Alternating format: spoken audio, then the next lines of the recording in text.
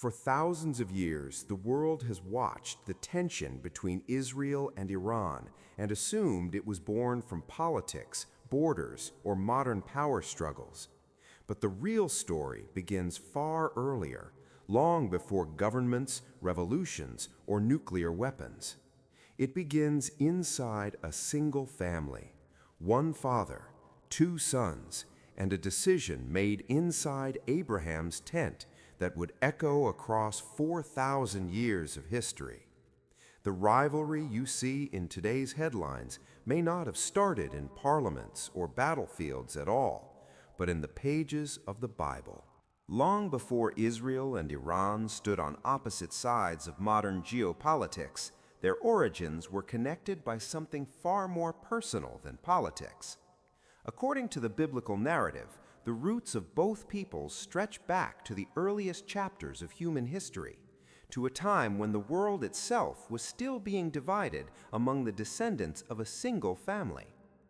After the Great Flood, Noah's three sons, Shem, Ham, and Japheth, became the ancestors of every nation that would eventually spread across the earth. Genesis chapter 10 records this moment in remarkable detail, a genealogy so ancient that many readers pass through it quickly. Yet hidden inside those names are the origins of civilizations that would shape thousands of years of history. Among the sons of Shem was a man named Elam. His descendants migrated eastward and settled in the fertile lands that today form part of southwestern Iran, near the Persian Gulf. Over time, those people built cities, raised armies, and developed their own powerful culture. The Elamites became one of the earliest great civilizations of the ancient Near East, rivaling empires such as Babylon and Assyria. But Elam was not the only name in that ancient list connected to the future of Iran. From Japheth came another figure named Madai. His descendants settled in the mountainous regions of northern Iran, a rugged landscape that forged a fierce and resilient people known as the Medes. Living among steep valleys and harsh terrain, they became hardened warriors and eventually formed a kingdom strong enough to challenge the dominant empires of their age. What makes this genealogy remarkable is something most readers never notice. Elam and another descendant of Shem named Arphaxad were brothers, and from Arphaxad's line would eventually come a man named Abraham, the very ancestor of the people of Israel. In other words, the ancestral roots of ancient Persia and the roots of Israel came from the same extended family. Long before nations formed borders, before religions hardened identities, the peoples who would one day become rivals shared bloodlines that traced back to the same patriarch. But even in those earliest stories, tension appeared. Genesis chapter 14 records what many scholars consider the first international war described in the Bible. A coalition of eastern kings formed a powerful alliance, launching campaigns across the region of Canaan. Leading that coalition was a ruler named Chedorlaomer, king of Elam. Their armies swept across cities and territories, plundering wealth and taking captives. Among those captured during the campaign was Lot, the nephew of Abraham. When news reached Abraham, he did something astonishing. With only 318 trained men from his household, he pursued the coalition of kings. Under the cover of night, he launched a surprise attack against the far larger force and defeated them. Lot was rescued, the captives were freed, and the invading alliance was driven back. It was a small battle in numbers, yet symbolically it carried enormous weight. One of the earliest recorded conflicts involving the ancestors of Israel had already involved a kingdom connected to the lands that would later become Persia. Two branches of the same extended family had already found themselves on opposite sides of war. But the deepest fracture between the lineages connected to Israel and the peoples surrounding Persia did not begin on a battlefield. It began one generation later, inside Abraham's own household. God had given Abraham a promise so immense that it seemed almost impossible. He told Abraham that his descendants would become a great nation, as numerous as the stars in the night sky. Yet there was one devastating problem. Abraham's Sarah could not have children. Years passed, then more years. The promise remained, but the child never came. As the decades stretched on, hope slowly turned into desperation. And it was in that moment of waiting between faith and frustration that a decision was made that would ripple across centuries. Sarah offered her servant Hagar to Abraham as a surrogate so that the family could produce the promised heir themselves. It was a solution that made sense in the culture of the ancient world. Laws like those recorded in the Code of Hammurabi even regulated such arrangements. But the biblical text quietly notes something striking. Abraham listened to Sarah. There is no mention of prayer, no waiting for guidance, no seeking confirmation from God. Just a human attempt to solve a promise that heaven had not yet fulfilled. And that single decision would create two bloodlines whose stories would shape the history of nations. Hagar conceived and soon gave birth to a son named Ishmael. For 13 years he was the only child Abraham had, the firstborn, the heir, the son his father loved. But the story was not finished. Years later, when Abraham was nearly 100 years old and Sarah was 90, the promise that once seemed impossible finally arrived. Sarah herself would bear a son. His name would be Isaac. And with that announcement, the tension between two brothers, two destinies, was set into motion. One promise, two sons, two futures that would eventually grow into nations. And the divide was only just beginning. When Isaac was finally born, the household of Abraham changed forever.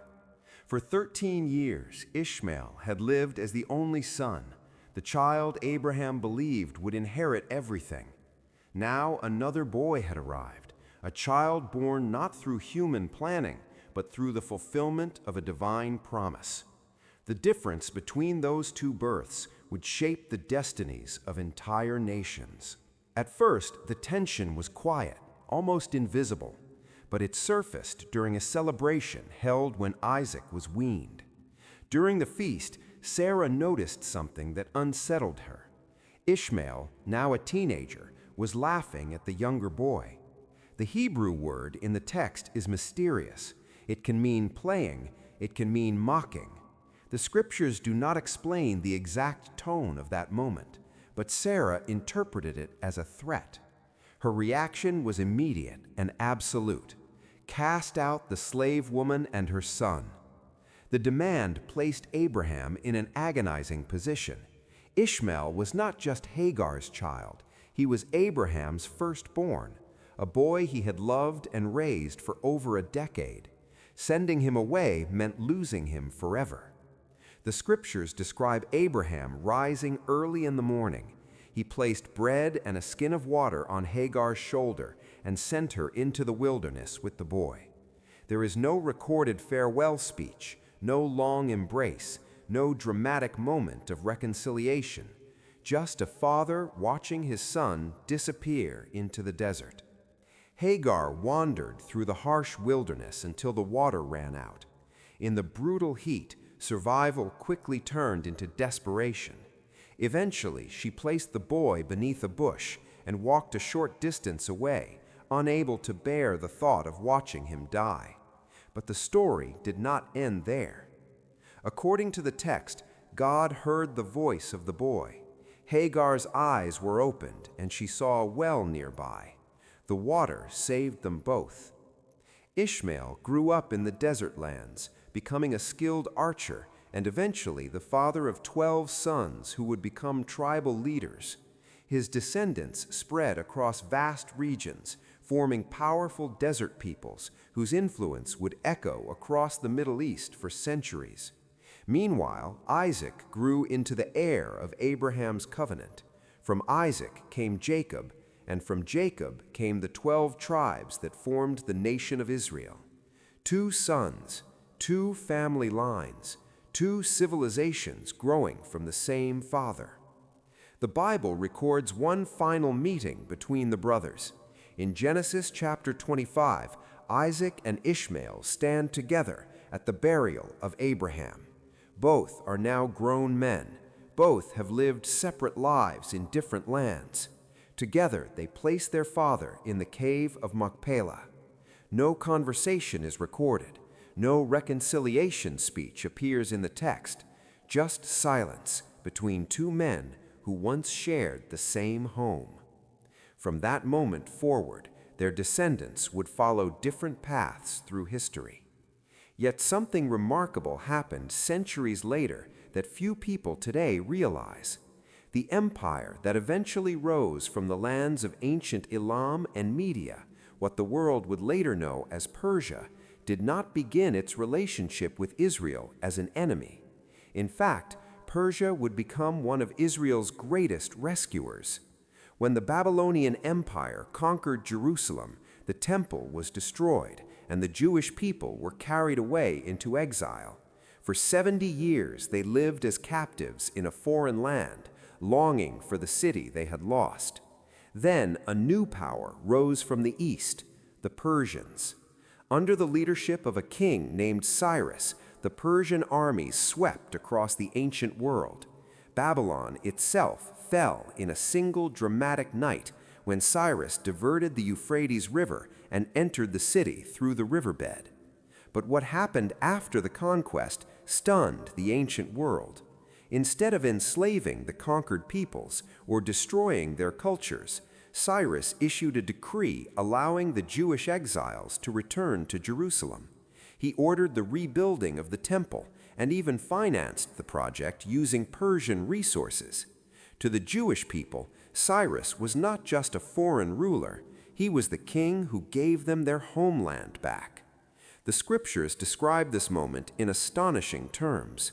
The prophet Isaiah, writing generations before Cyrus was born, spoke of a ruler who would restore Jerusalem and rebuild the temple. In a passage that shocked many readers, God even referred to this Persian king with a title usually reserved for divinely chosen leaders, anointed, a word that in Hebrew carries the meaning of Messiah. It was a breathtaking reversal of expectation. The empire that grew from the lands associated with Abraham's extended family did not destroy Israel, it saved it. Persia freed the Jewish people from Babylon. Persia funded the reconstruction of their temple. Persia protected them within its vast empire. For centuries, Jews lived and prospered under Persian rule.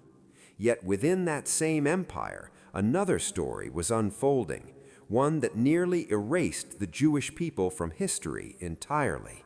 And the battle that followed would reveal just how fragile that alliance really was. The threat appeared during the reign of a Persian king known to history as Xerxes. His empire stretched across vast lands, ruling over millions of people from India to the Mediterranean. In the royal capital of Susa, power was displayed with overwhelming extravagance. Banquets lasted for months. Nobles and governors traveled from across the empire to witness the wealth and authority of their king. Within that palace lived a young woman whose story would become one of the most dramatic turning points in Jewish history. Her name was Hadassah. Most people knew her by another name, Esther. She was a Jewish orphan raised by her cousin Mordecai, and through a series of unlikely events, she was chosen to become queen of the Persian Empire. Yet the king did not know her true identity. At the same time, another man was rising within the royal court. His name was Haman. Haman had climbed to one of the highest positions in the empire, second only to the king himself. Wherever he walked, officials and citizens bowed in respect. Everyone bowed. Everyone except Mordecai. That single act of refusal ignited a fury that would spiral into something far darker than personal revenge. Haman did not want to punish just one man. He wanted to eliminate an entire people. Using political manipulation and the authority of the king's ring, he issued a decree that would allow every Jew in the Persian Empire to be destroyed on a single appointed day. Men, women, children, annihilated. The machinery of genocide began turning across the largest empire on earth. But the man who refused to bow had one ally inside the throne room: Queen Esther. Approaching the king without being summoned was a crime punishable by death. Anyone who entered the throne room uninvited could be executed instantly unless the king chose to extend his golden scepter. For 30 days, Esther had not been called to the throne. Still, she walked toward the royal court, knowing the risk. She stepped into the chamber and stood silently before the king.